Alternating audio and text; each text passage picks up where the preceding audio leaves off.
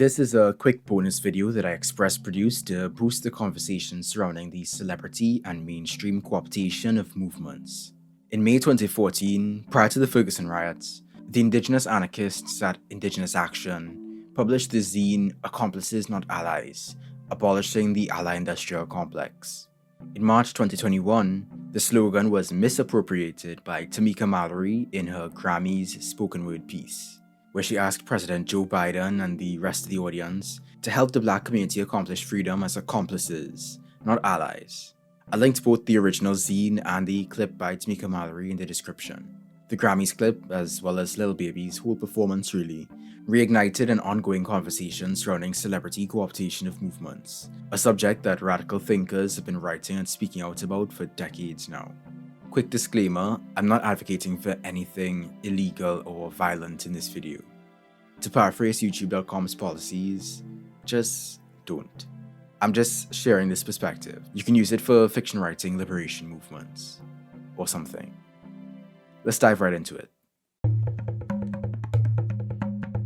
The ally-industrial complex refers to a system of activists and organizations who profit and advance themselves off of struggle. They build powerful careers off of activism, establishing themselves comfortably among the top rungs of activist movements, assisting in the commodification and exploitation of grassroots work. These days, you got allyship certificates and $100 ally workshops where issues are commodified, framed, and branded. Folks self-label as allies now, without any actual personal investment in supporting the struggle. Looking at the past year and the past several years, really, of quite diverse political activity, it's become quite clear that there are some hard lessons that need to be learned. First up, we have saviors. There are some allies who have a very paternalistic, pitiful view of the oppressed people that they're trying to help that often veers into the territory of codependency. Allies create dependency on their continued existence, and the allied with lose their own power to act autonomously of these so-called leaders. These allies are often also motivated by guilt or shame, and turn struggle into their own personal therapy session, rather than tackling the guilt they experience on their own time. Next is exploiters. At the core of the ally industry, there are allies who are there to boost their brand, impose their agenda, and dictate what issues get attention. They're always on the lookout for a hot and fundable issue to co-opt. When it comes to black and indigenous liberation, which directly threatens the entire colonial capitalist framework, exploiters are there to compromise, alienate, invisibilize, patronize, and tokenize.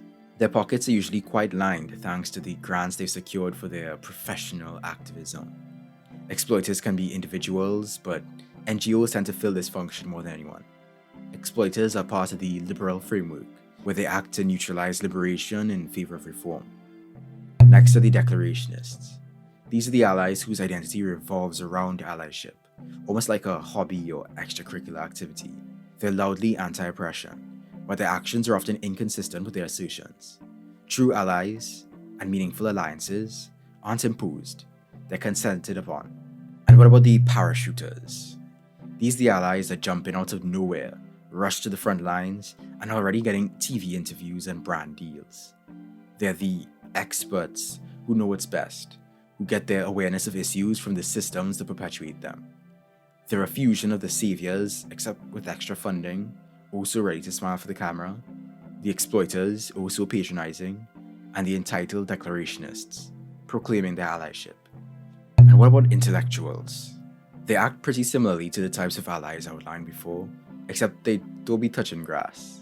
They don't tend to have their feet on the ground, but they're loudly critical of those that are, like smug armchairs. They exist to patronize, but beyond that, they're usually hyperfixated on unlearning oppression. Unlearning is fine and all, but unlearning alone is not going to abolish oppression. Don't get me wrong though, academics do have a role to play.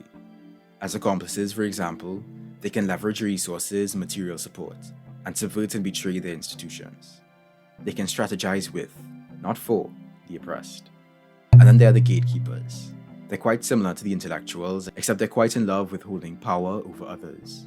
These are the allies who control and withhold information, resources, connections, and support. They can come from the outside, but also from within. Like saviors, they're trying to build a dependency of the oppressed. Next are the navigators. These are the allies who expertly wield jargon to maneuver through radical spaces. They know the lingo, but they don't do the thing though. The dialogue is often empty and their action is often meaningless because they prefer the comforts of privilege over actually attacking power structures. Allyship is a lifestyle for these folks. Their participation is passive and hardly goes beyond using the right terminology. They're flaky, they don't take on responsibility, and they're quick to dismiss critique. Accomplices, though, they're not afraid to engage in challenging or uncomfortable situations, debates, or discussions. There are also floaters, and these are the allies who hop from group to group, movement to movement, issue to issue, without ever committing. They're action junkies who want their presence known, but not when it comes to taking responsibility. They want to be there for the rock throwing and block forming, but not the planning, the accountability, or the consequences. They're also quite likely to be feds or agents provocateurs, but don't be so quick to accuse without serious evidence. And lastly, we have the resigners. These are the allies who reject or distance themselves from systems of oppression. Perhaps they're in the criminal justice system, or they own land, or whatever. While it may seem sensible, like, why shouldn't these folks resign? Isn't that what it means to be a good ally? If you really think about it, accomplices wouldn't be resigning their agency or capacity to act as a support. They'll find creative ways to sabotage and subvert from within the oppressor class. An accomplice, as I'm sure you all know, is someone who helps another commit a crime. Liberation looks a little illegal. Accomplices had to work together once their struggles and aims are compatible, because it's really vital that revolutionaries know who's on their side. In the zine, Indigenous Action advocates for accomplices to abolish allyship through illegalist tactics that criminalize support and solidarity. Allyship is, according to them, a corruption of the radical spirit, and the only way to prevent that corruption is to make movements untouchable and unco-optable for the status quo. Specific to decolonization, accomplices should tap into the Black and Indigenous struggles in their area and work with them to attack colonial structures and ideas. They should listen, respect, stay honest, build trust, and learn. Oh, and it's not up to them to proclaim themselves as an accomplice. It'll show through direct action. Hopefully this video makes your fictional revolutionaries more realistic. Peace. Thank you for watching. Thanks once again to the family, Ongrad, Kobe Tamayo, John Veshi, Orishmoni, and Swavakata Jones.